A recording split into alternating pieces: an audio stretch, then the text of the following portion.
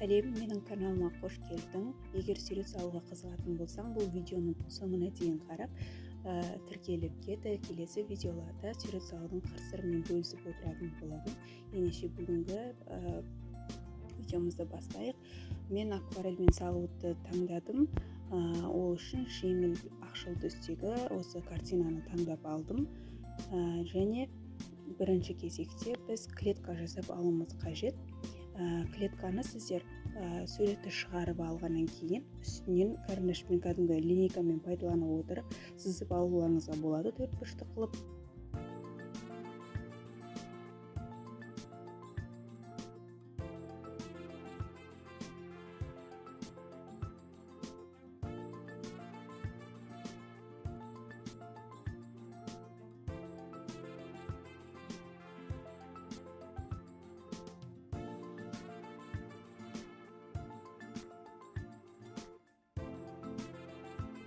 Өзіңізге ыңғайлы етіп шатаспас үшін шығарып алсаңыздар болады. Егер де ыңғайсыздық тудыратын болса, осылай телефон арқылы программада орындап жасап алуларыңызға болады. Қалаған түсте қоя аласыздар, қалаған өлшем бірлікке қоя аласыздар. Мен клеткаларымды өте майда ұсақтау етіп жасадым. Сіздер өздеріңізге ыңғайлы кез келген өлшемде клетка жасауыңызға болады. Бұл көшірме жұмыс деп аталады, көшіруге ыңғайлы болу үшін. Келесі клеткаларыңызды өзіңіз қалағандай сызып алған соң, майда жұмыс болса, майдалау етіп сызғаныңыз дұрыс болады.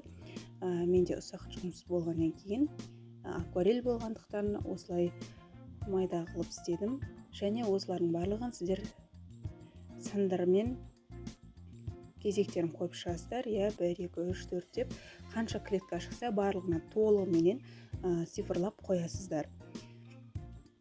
Мінекей менде 20-да 24 шықты. Осылай клетка жасап аласыздар. Көлденеңнен 20, ұзынынан 24 клетка шықты. Мінекей барлығы жазылып тұр менде. Сіздерде тура осылай жасап алуларыңыз қажет.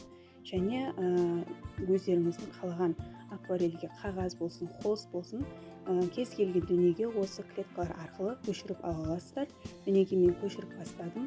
Көшірер кезде сіздер қағаздарыңыздың размерін өлшеп алыңыздар. Холст болса, холсттарыңыздың размерін өлшеп алыңыздар.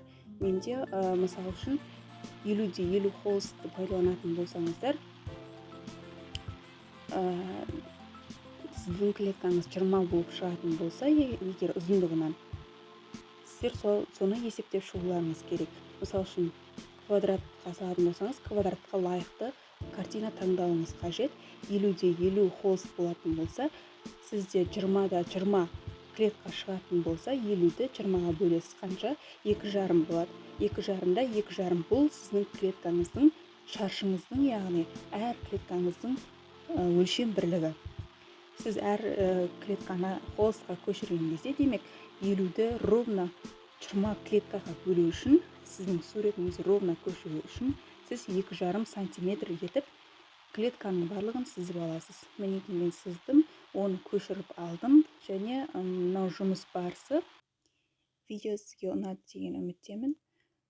Тіркеліп, лайк басып, коммент қалдырып кетіңіз. Бұл картинаны аяқтаған соң міндетті түрде біткен фотосын салатын боламын. Соңына дейін болғаныңыз үшін көп рахмет.